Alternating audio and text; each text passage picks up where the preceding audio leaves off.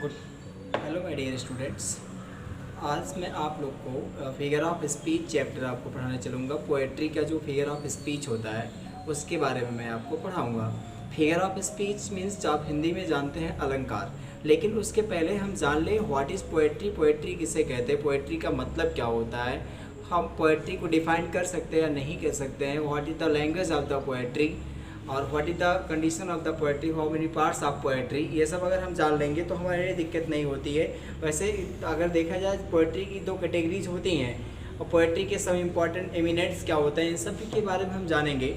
Metres कैसे चलते हैं, सारी चीज़ों को हम जानेंगे। उसके बाद हम पढ़ेंगे फिगर ऑफ स्पीच, जो कविता की लाइनों को सजाता है, पोएम की लाइनों को डेकोरेट करता है, उसी को हम क्या कहते हैं, फिगर ऑफ स्पीच कहते हैं। लेकिन हम एक एक करके शुरुआत से हम बिल्कुल पढ़ते चलेंगे। हम पहले अपना टॉपिक स्टार्ट कर लेते हैं। पोएट्री में समझाते हैं, कविता होता है, पोएम होता है। अब यहाँ पर मैं कह दूँ poetry is rhythmic creation of beauty, यानी कि पोएट्री जो होता है वो क्या है, रिदमिक क्रिएशन ऑफ ब्यूटी, यानी कि किसी भी बात को रिदम लिप से, यानी कि गा करके उसको, किसी सुंदरता को गा करके अगर बताया जाए तो उसी को हम क्या कहते हैं, पोएट्री कहते हैं। Poetry is the rhythmic creation of beauty, ये हो जाएगा।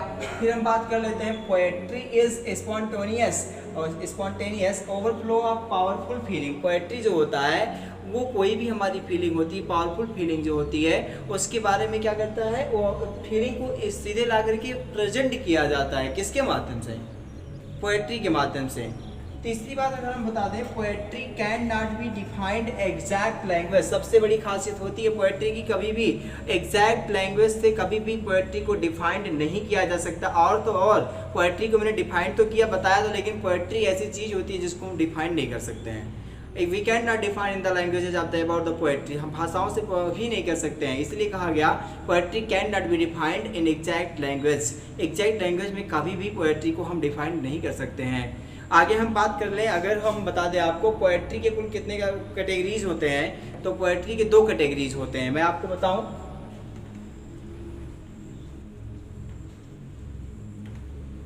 पोएट्री की कैटेगरीज की अगर हम बात करते हैं तो पोएट्री के दो कैटेगरीज होते हैं।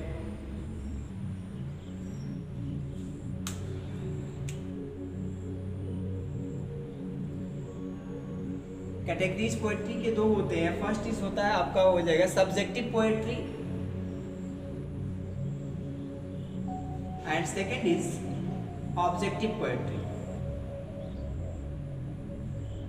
पोएट्री के दो कैटेगरी होते हैं, एक सब्जेक्टिव होता है, एक ऑब्जेक्टिव होता है। ध्यान दीजिए, कभी कभी पूछा भी जाता है, आप लोग के पेपर में तो नहीं पूछा जाता है लेकिन बड़े लेवल पर ये क्वेश्चन पूछा जाता है। अभी इसलिए ज़रूरी है जानना, क्योंकि पोएट्री पढ़ रहे हैं तो पोएट्री है क्या, उसके कुल कितने क्लासिफाइड हैं, वो सब हमें जानना ज़रूरी होता है।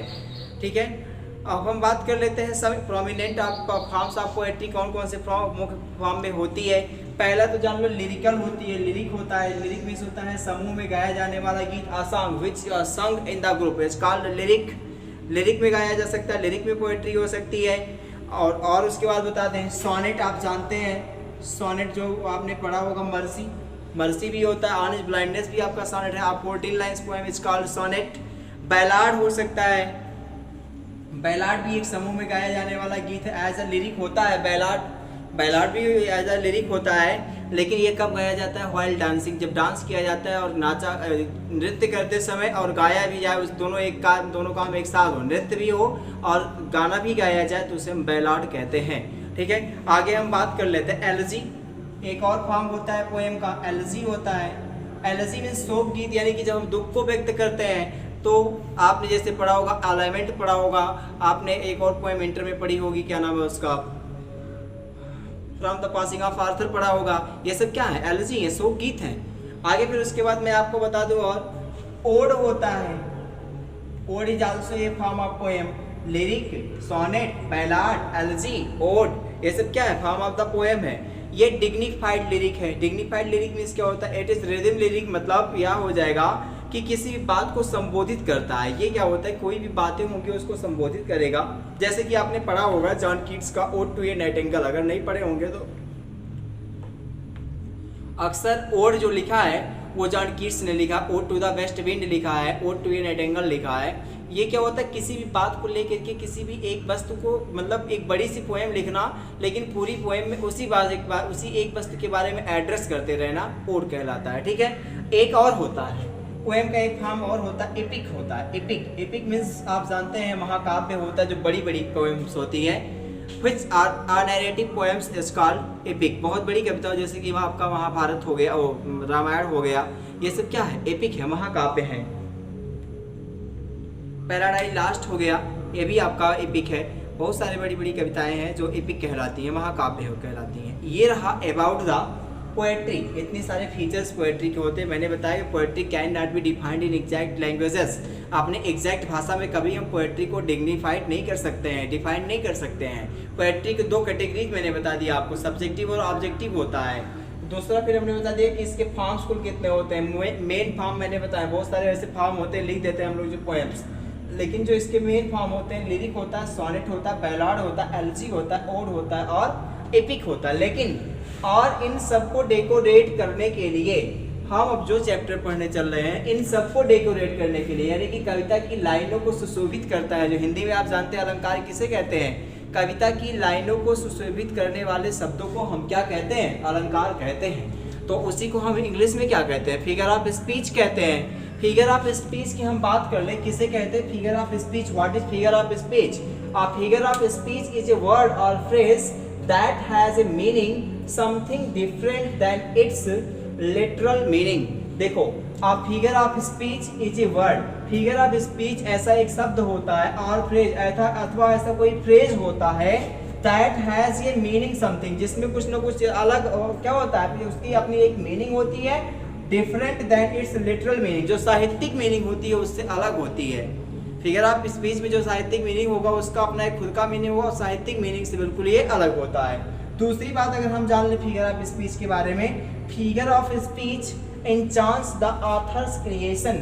जो अलंकार होता है वह कविता की जो रचनाएं होती है उसको क्या करता है, एनचांस करता, अवसर देता, आगे बढ़ाने का कार्य करता है, सुशोभित करता है। फिर अगला 3 पॉइंट में जान लो इसके बारे में, it brings beauty, emphasis and clarity. कह रहा है यह कविता की लाइनों में क्या लाता है, सुंदरता लाता है, एम्फेसिस उसको प्रभावित बनाता है, एंड क्लैरिटी और बिल्कुल साफ सुथरा पढ़ने में समझने में आसानी होती है by the figure of speech. और भी मैं आपको बता दूं, there are so many figure of speech, बहुत सारे फिगर ऑफ स्पीच है, टोटल 14 फिगर ऑफ स्पीच पढ़ने होते हैं, 14 फिगर ऑफ स्पीच पढ़ना है। लेकिन आपको अपने इस सिलेबस के अकॉर्डिंग, क्लास 11th और 12th के सिलेबस के अकॉर्डिंग हमें टोटल यहाँ पर पढ़ने कितने हैं, 7 फिगर ऑफ स्पीच पढ़ने हैं। अब वो कौन कौन से पढ़ने होंगे, कैसे कैसे पढ़ने होंगे, वो नेक्स्ट वीडियो में हम देखेंगे। एक बार फिर से रिवाइज कर लीजिएगा, फिगर ऑफ स्पीच किसे कहते हैं। A figure of speech is a word और phrase that has a meaning something different than its literal meaning, यानी कि साहित्यिक मीनिंग से, जिसकी मीनिंग बिल्कुल अलग हो और उसके पास अपनी खुद की एक मीनिंग हो और कविता को जो प्रभावित करे, कविता की पंक्तियों को जो सुशोभित करे, उसी को हम क्या कहते हैं, फिगर ऑफ स्पीच कहते हैं। Figure of speech instance the author's creation. Figure of speech क्या करता है, जो ऑथर की रचनाएं होती है, क्रिएशंस जो होती हैं, उसको और ज़्यादा एनचांस कर देता, अवसर देता है कि आप और अच्छी लाइनों को लिखें। It brings beauty, emphasis and clarity. और ये जो फिगर ऑफ स्पीच होता है, कविता की पोएम की लाइन्स में क्या करता है, ब्यूटी लाता है, एम्फेसिस लाता है, क्लैरिटी लाता है। आज के लिए आज के वीडियो में इतना ही। आई होप आप सबको अच्छे से समझ में आया होगा। इसके टाइप्स कौन कौन से आपको पढ़ने हैं नेक्स्ट वीडियो में आप देखेंगे। तब तक के लिए धन्यवाद।